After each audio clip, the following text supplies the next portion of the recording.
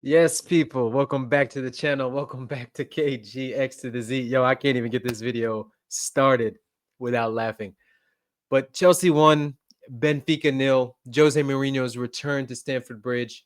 Second Champions League extended group stage. Jose, hold that. Now, all jokes aside, big up everybody. Big up everybody. Wasn't pretty today, as you can see by the title of this video. Shameless settings.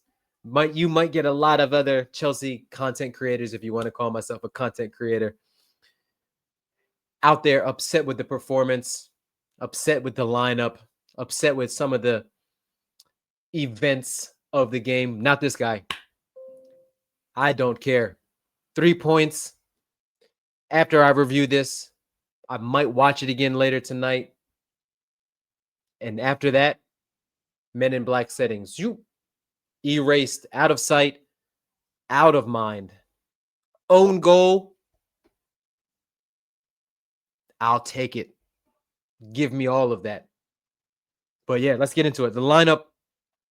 Woo, the lineup. I had personally no problems with the lineup because considering the options that we had available, considering the fitness of some of our players, considering what's coming up on the weekend, Liverpool at home,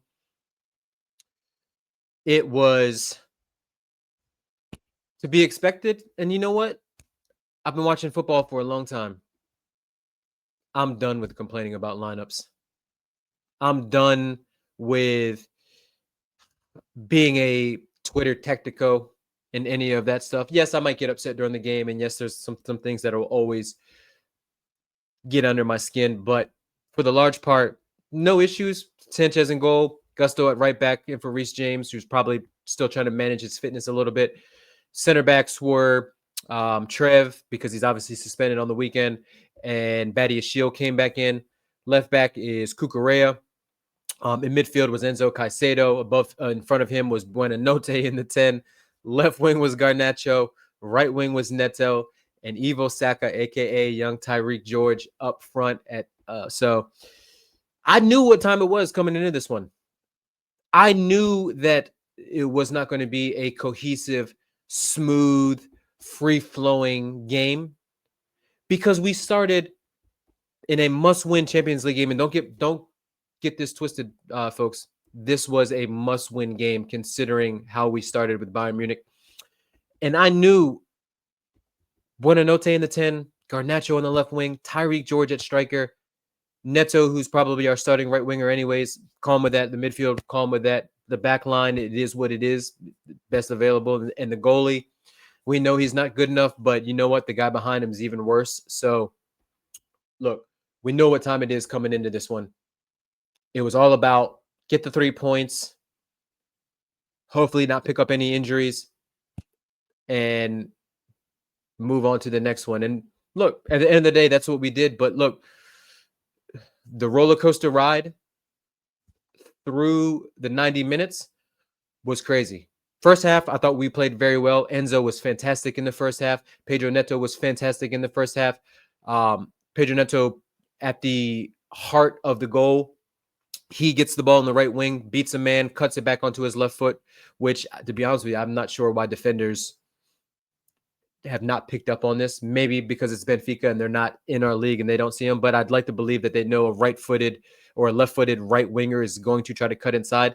And that's what Neto does. He puts his head down a little bit, maybe a couple step overs, gets it back, chops it back onto his left, sends a ball into the back post. Garnacho, who apart from this was pretty terrible, but as expected. But for this particular passage of play in this particular moment, makes a nice run at the back post. Nice cross. Richard Rios can't deal with it, or whoever it was for Benfica puts it into his own net. It's 1-0. We're thinking, all right, it's 1-0. Goals are going to be hard to come by with this particular lineup, right? This lineup, you're looking at maybe an Enzo box crash, maybe a Neto counter, but Benfica was sitting deep, as you should against this particular lineup. You should say, you know what, Chelsea, break us down. And look, it was tough sledding First half, there were some opportunities. There were some moments that fell to us. Badiashile had an excellent chance at a free header, but he puts it over the bar. Garnacho had multiple opportunities to make something happen 1v1. But look, I'm not even going to crash it out on Garnacho because I know what he is. We know that he is not a good dribbler. His end product is trash. So if he goes out there and does exactly so, what can you, how can you get mad at that? That's just insanity to me. Enzo, first half, like I mentioned before, fantastic in all his duels. Was just absolutely out muscling Richard Rios, out muscling whoever the ball defender was in the Benfica and the other defender. All three of their midfielders ended up on a yellow card. Enzo ended up with a stupid yellow card in the second half was it second half or first half? Maybe it was first half for kicking the ball away. And yeah, we're relatively comfortable in the first half. There's a couple moments here, a couple of Sanchez moments. Sanchez had a save off the post that rebounded back onto him that luckily went out. He had another chance, I think, a Pavlidis shot that was kind of close range, but our defenders did a good job of throwing their bodies in front of a lot of shots. So look, credit to the Badiashile. I thought Badiashile was pretty good today, apart from the early moments of the game where Badiashile does what Badiashile does. He plays risky passes into players in tough situations where there's a man breathing down their back and there's nothing that they can do other than just return the pass to him. But all it takes is somebody to lean on him, get a foot in, and that ball's going anywhere. Cucurella started pretty shaky with some of his passing, but defensively was fantastic. Their right winger, not Bakayoko, but something along those lines. Very pacey, very tricky. Did a pretty good job with him. Even Gusto was pretty solid. He had some moments where you think, yes, I'd rather have somebody else in this position when we're in attack and he's in that right half space. But it's clear that that's what the instructions are and that's what the manager's telling him to do. So again, I'm not going to crash it out on Gusto. He was pretty decent today for his standards, which are pretty low, to be honest. Trev passing suspect at times, but defensively wasn't too bad today.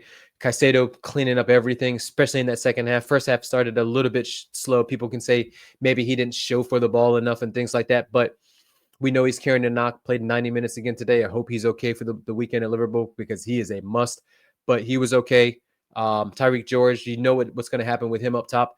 He's not going to be able to hold up the play. You're going to have to hope for wonder strike from him because he's not got the striker's intelligence to make runs into the box. The lineup stinks.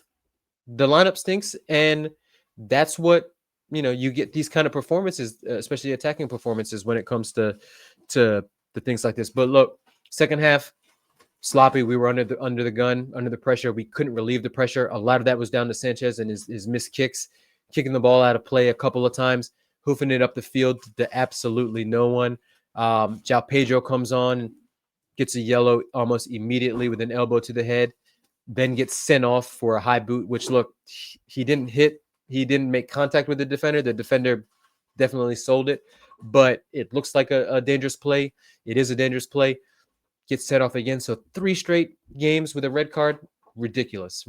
But we see it out. 3 points, no injuries. We'll see what the post-match fitness assessment is. I know there's some tired legs out there. Neto was absolutely dead on his feet out there. Enzo looked pretty gassed as well. Reece James came on at the end, kind of shored things up a little bit. Gittins started okay, but just so not ready yet.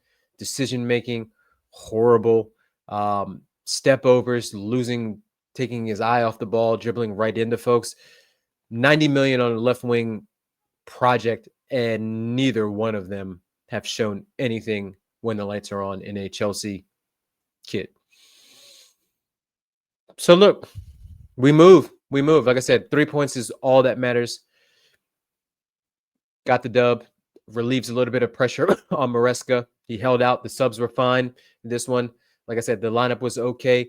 But yeah, we're going to have to rise it a little bit. Liverpool dropped all 3 points today at Galatasaray.